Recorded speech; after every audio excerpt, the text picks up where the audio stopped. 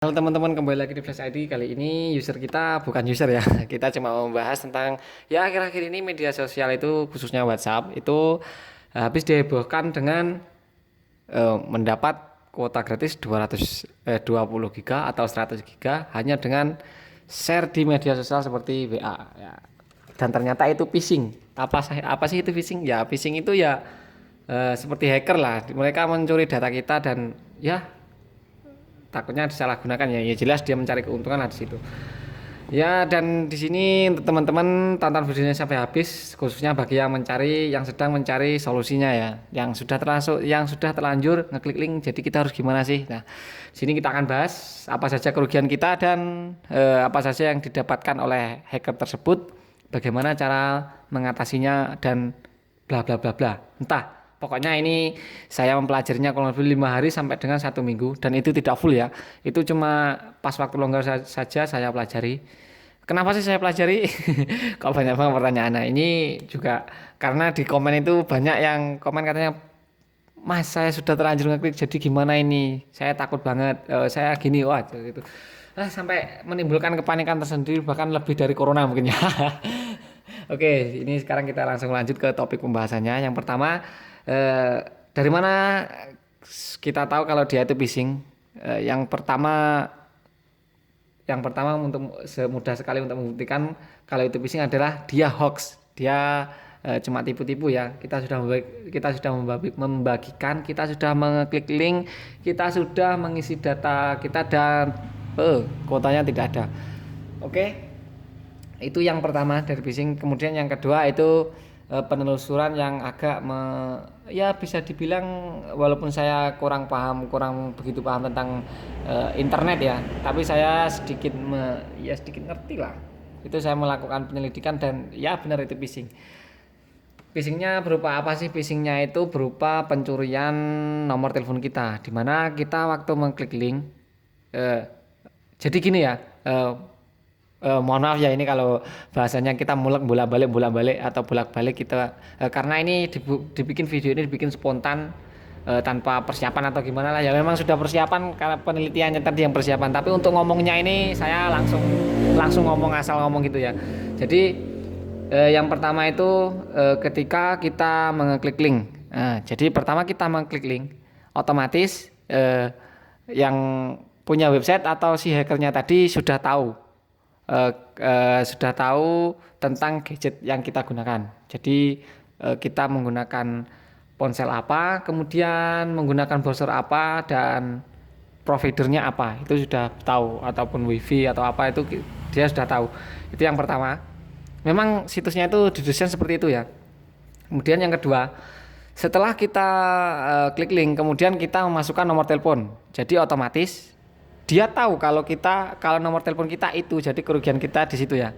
Kemudian dia tahu nomor telepon kita. Nah, itu kita tinggalkan dulu. Kemudian yang ketiga, setelah kita masukkan nomor telepon, kemudian di situ ada notifikasi seperti persetujuan atau di situ kalau nggak salah itu pertanyaannya apa ya? Eh, Coba hmm, kita buka webnya di ini, saya menggunakan adblocker, jadi di sini bisanya kita coba ke give. Ini kemarin linknya apa ya? Kita buka kemudian di WA ya, givewatch.club. Ini givewatch.club.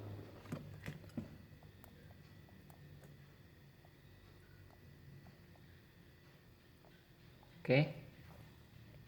Nah, sambil nunggu, kalau nggak salah ini ya, di linknya ini dia seperti ada notifikasi muncul seperti pertanyaan. Nah, ini malah mercusuar, apakah sudah diblokir? Kita tunggu dulu. Oh, givewatch.club sudah tidak bisa ini. Sebentar dulu, give.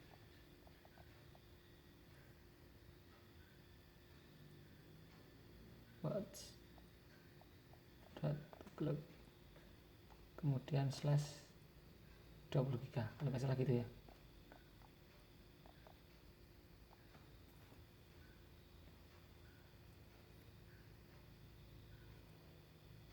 Nah, di sini kalau nggak salah setelah kita klik ini ini dia. Apakah Anda ingin ingin mendapatkan internet gratis selama 60 hari? Kemudian ada ya, ada tidak. Nah, di sini sebenarnya itu kalau nggak salah, ini setelah saya teliti, ini sebenarnya pertanyaannya bukan ini. Pertanyaannya itu intinya gini, apakah kita bersedia menerima notifikasi dari website ini seperti itu. Jadi kalau kita pilih ya otomatis kita tiap hari akan mendapatkan notifikasi seperti bisa berupa iklan atau berupa notifikasi atau seperti notifikasi lah, seperti kayak pemberitahuan gitulah ya. Jadi itu yang pertama.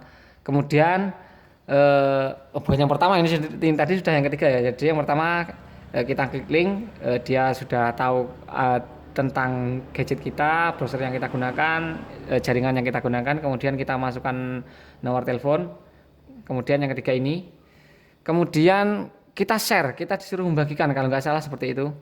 Nah, kalau kita membagikan, otomatis orang yang kita bagiin link tadi, kalau dia tergiur, kalau orang Indonesia ini menurut saya tergiur ya kalau yang gratis seperti itu ya, pasti dia akan ngeklik dan si yang punya situs ini tadi tahu lagi, tahu informasi tentang ya tadilah ini kalau nggak salah ngekliknya sampai 5 kali kalau nggak salah.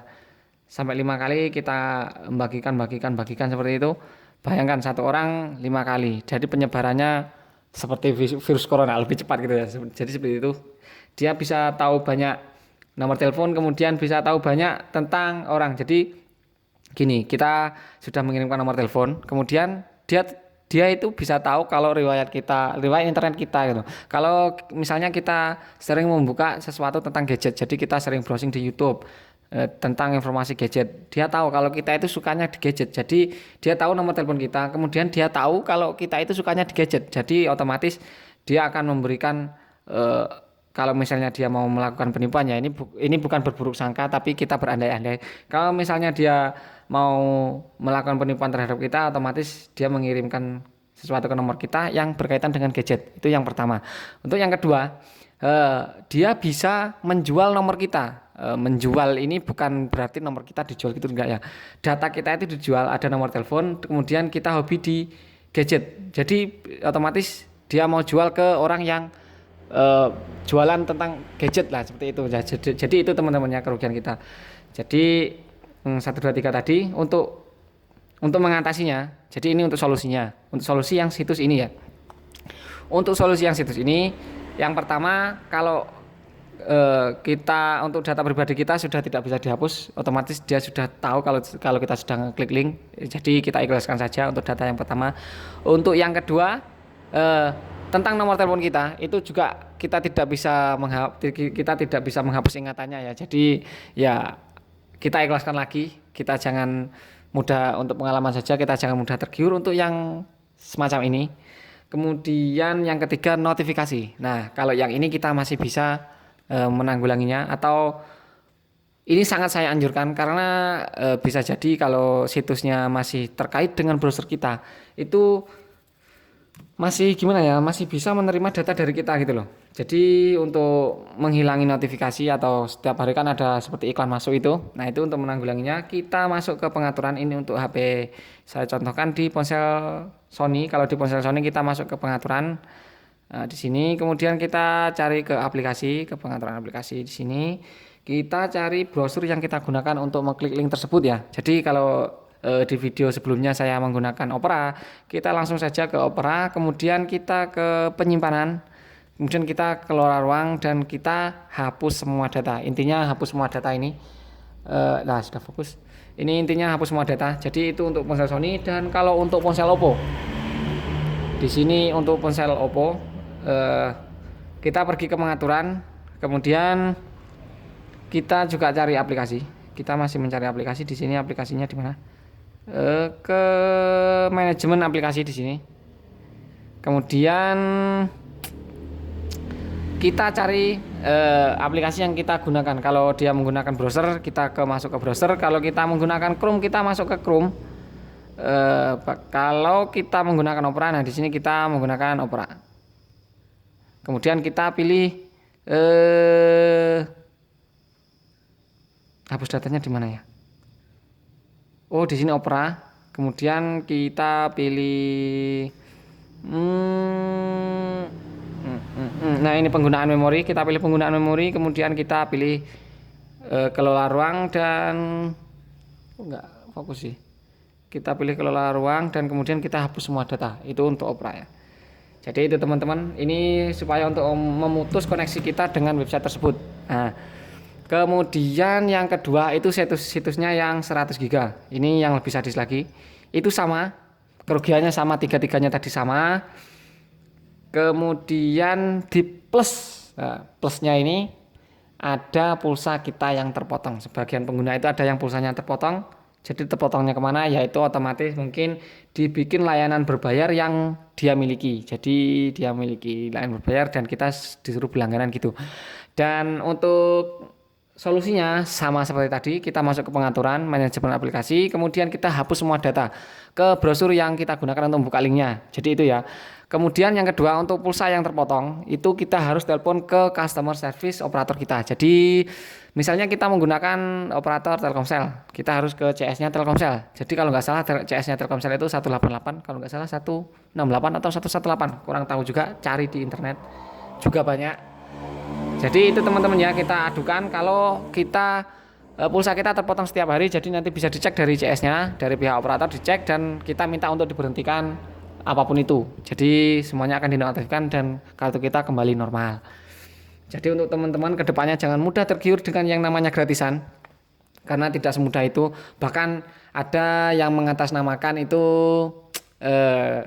kalau dari pemerintah ada internet gratis supaya kita diam di rumah dalam rangka pencegahan COVID-19 atau seperti itulah.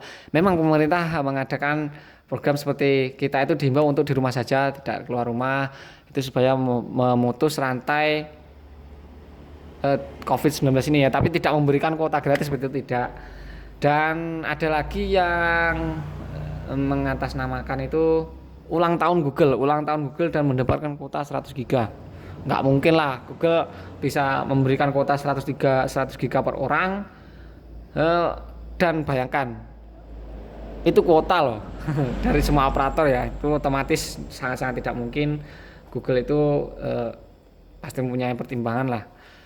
Jadi untuk teman-teman jangan mudah tergiur untuk yang gratis-gratis terutama. Dan ya saya rasa cukup sekian ya penelusuran saya, cuma sampai di sini. Kalau nggak salah cuma ini kerugian itu tadi yang sudah saya jelaskan, kerugian dan keuntungan bagi pemilik website tadi. Dan cara penanggulangannya sejauh ini masih itu yang terbaik menurut saya. Jadi kalau saya masih ada yang kurang, tolong dijelaskan di komentar, karena saya juga kurang fokus juga sih di dunia internet ini. Karena saya fokusnya di servis HP ya. Tapi kalau servis HP ini masih berkaitan dengan yang internet. Jadi seperti itu. Kalau masih ada kekurangan, tolong koreksi di kolom komentar.